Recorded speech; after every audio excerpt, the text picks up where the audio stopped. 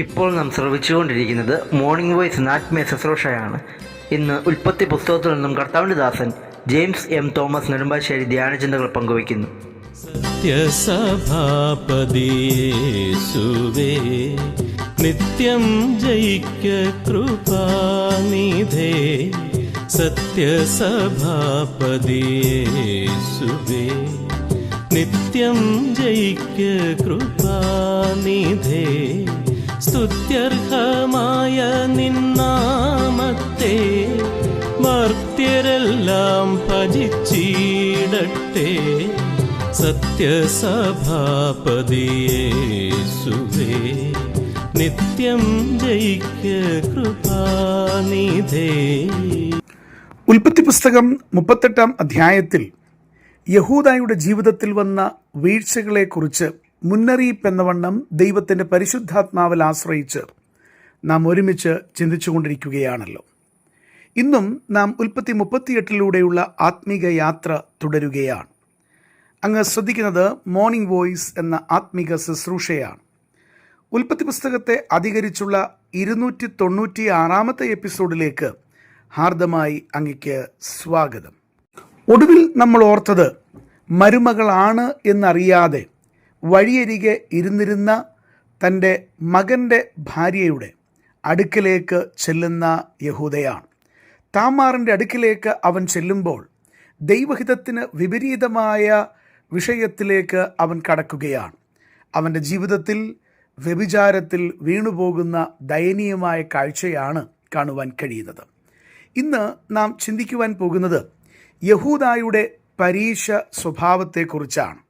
പരീശന്മാരെക്കുറിച്ച് വളരെ വിശദമായി പുതിയ നിയമത്തിൽ നമുക്ക് കാണുവാൻ കഴിയുന്നുണ്ട്.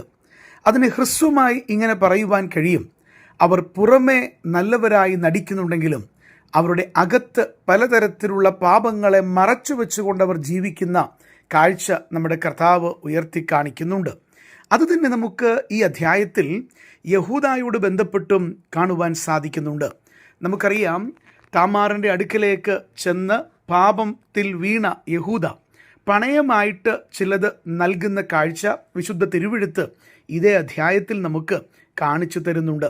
എന്നാൽ പണയവസ്തു തിരികെ വാങ്ങുവാനായിട്ട് വന്ന യഹൂദയുടെ അടുക്കൽ നിന്ന് അവൾ ദൂരേക്ക് അവൻ വരുന്നതിന് മുൻപേ മാറിപ്പോകുന്ന ചരിത്രവും നമുക്ക് വളരെ വ്യക്തമായി തന്നെ ഈ അധ്യായത്തിൽ ദൈവാത്മാവ് രേഖപ്പെടുത്തിയിട്ടുണ്ട്. 22-23 വാക്യങ്ങൾ ശ്രദ്ധിച്ചാലും അവൻ യഹൂദയുടെ അടുക്കൽ മടങ്ങി വന്നു. ഞാൻ അവളെ കണ്ടില്ല, ഈ സ്ഥലത്ത് ഒരു വേശ്യയും ഉണ്ടായിരുന്നില്ല എന്ന് അവിടെയുള്ള ആളുകൾ പറഞ്ഞു എന്ന് പറഞ്ഞു. അപ്പോൾ യഹൂദ, നമുക്ക് അപകീർത്തി ഉണ്ടാകാതിരിപ്പാൻ അവൾ അത് എടുത്തുകൊള്ളട്ടെ, ഞാൻ ഈ ആട്ടിൻകുട്ടിയെ കൊടുത്തു വയ്ച്ചുവല്ലോ എന്ന് പറഞ്ഞു. നീ അവളെ കണ്ടില്ല താണം. ഇവിടെ നമുക്ക് കാണുവാൻ കഴിയുന്നത്, പണയവസ്തു തിരികെ വാങ്ങുവാൻ ചെന്നപ്പോൾ ഈ സ്ത്രീ അവിടെ നിന്നും മാറുന്ന, മരുമകളായ താമാർ അവിടെ നിന്നും മാറുന്ന ചരിത്രമാണ് നമുക്കിവിടെ വ്യക്തമായി കാണുന്നത്. അമ്മായിയപ്പനായ യഹൂദ തൻ്റെ വിവാഹത്തോട് ബന്ധപ്പെട്ട് കൊടുത്ത വാക്ക് പാലിക്കാതെ വന്നതുകൊണ്ടാണ് താമാർ ഈ കാര്യം ചെയ്തത് എന്നുള്ളത് വിശുദ്ധ തിരുവെഴുത്ത് നമ്മളെ മുൻപ് കാണിച്ചു തന്ന വിഷയമാണ്. എന്നാൽ കാര്യങ്ങളുടെ ചിത്രം 24 വാക്യത്തിലേക്ക് വരുമ്പോൾ മാറുന്നത് നമുക്ക് കാണുവാൻ കഴിയുന്നു.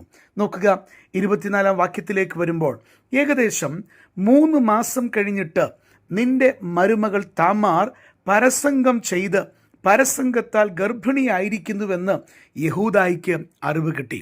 യഹൂദായിക്ക് അറിയില്ല താൻ തന്നെയാണ് പ്രതിയെന്ന്. ഇവിടെ അവനൊരു അറിവ് കിട്ടുകയാണ്. ആ അറിവിനെ കുറിച്ചാണ് നാം ഈ വേദഭാഗത്തിൽ ഇപ്പോൾ വായിച്ചു കേട്ടത്.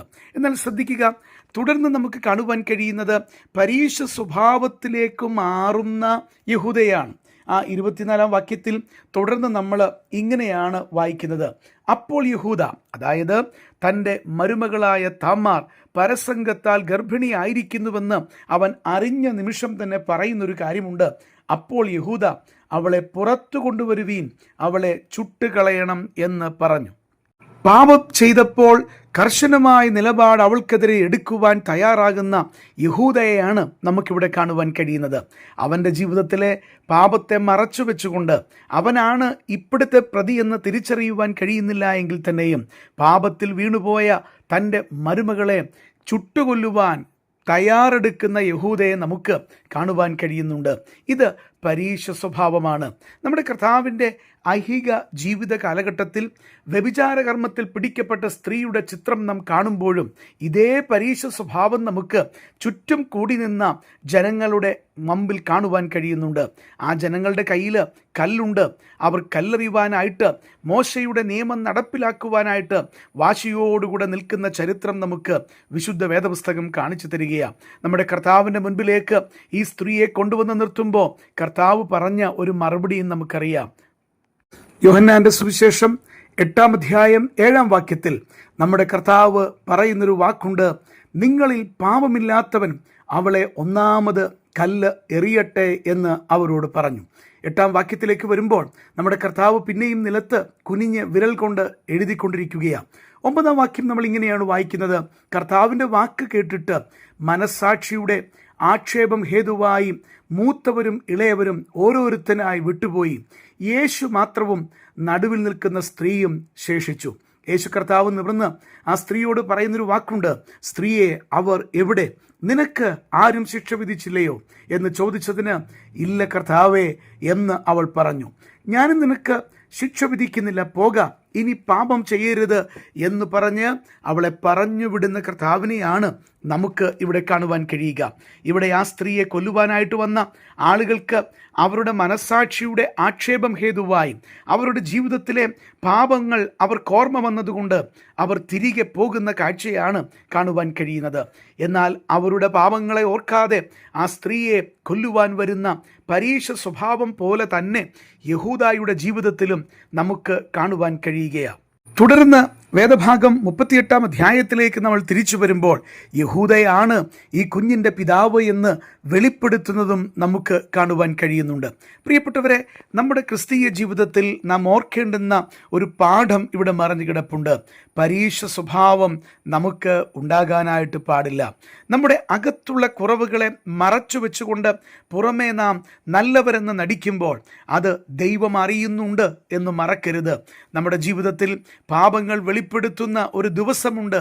അതുകൊണ്ട് നമ്മുടെ ജീവിതത്തിലുള്ളതായിരിക്കുന്ന പരീക്ഷ സ്വഭാവത്തെ വെടിഞ്ഞ് നമ്മുടെ ഉള്ള അവസ്ഥയിൽ കർത്താവിൻ്റെ മുൻപാകെ വന്ന് ജീവിതത്തിലെ കുറവുകളെ ഏറ്റുപറയുവാൻ കർത്താവ് നമ്മളോട് ആവശ്യപ്പെടുകയാണ്. നമുക്ക് ഹൃദയത്തിൽ നിന്ന് പ്രാർത്ഥിപ്പാൻ കഴിയുമോ? കർത്താവേ, എൻ്റെ പരീക്ഷ സ്വഭാവത്തെ മാറ്റണമേ. പുറമേ നല്ലവനെന്ന് ഞാൻ നടിക്കുമ്പോൾ, പുറമേ നല്ലവളെന്ന് ഞാൻ ഭാവിക്കുമ്പോൾ, അകമേ എന്നെ അറിയുന്ന ഒരു കർത്താവിൻ്റെ മുൻപിലാണ് ഞാൻ ജീവിക്കുന്നത് എന്ന് ഞാൻ മനസ്സിലാക്കുന്നു. എൻ്റെ കുറവുകളെ അങ്ങ് ക്ഷമിക്കണമേ. എന്നെ നീതീകരിപ്പാൻ അവിടുത്തേക്ക് പ്രസാദമുണ്ടല്ലോ. ഞാൻ എൻ്റെ എല്ലാ കുറവുകളും അങ്ങയുടെ മുൻപിൽ, എല്ലാ വീഴ്ചകളും തുറന്ന് അങ്ങയുടെ മുൻപിൽ സമ്മതിക്കുന്നുവെന്ന് പറഞ്ഞ് കർത്താവിൻ്റെ മുൻപാകെ വന്ന് ശരിയായ ജീവിതത്തിൻ്റെ പാന്താവിലേക്ക് വരുവാൻ ദൈവസന്നിധിയിൽ നമുക്ക് ഇടയായി തീരണം. അതിനായിട്ട് ഈ ചിന്തകൾ മുഖാന്തരമാകട്ടെ എന്ന് പ്രാർത്ഥിച്ചുകൊണ്ട് വാക്കുകൾ അവസാനിപ്പിക്കുന്നു. ദൈവനാമത്തിന് മഹത്വമുണ്ടാകട്ടെ. സീമയറ്റുള്ള നിൻ പ്രേമവും ആമയം നീക്കും പ്രസാദവും, സീമയറ്റുള്ള നിൻ പ്രേമവും ആമയം നീക്കും പ്രസാദവും, ഭൂമയർ കണ്ടു തൃപ്പാദത്തിൽ താമസമെന്നെ വീണിടട്ടെ. സത്യസഭാപതി യേശുവേ, നിത്യം ജയിക്ക കൃപാനിധേ. സത്യസഭാപതി യേശുവേ, നിത്യം ജയിക്ക കൃപാനിധേ.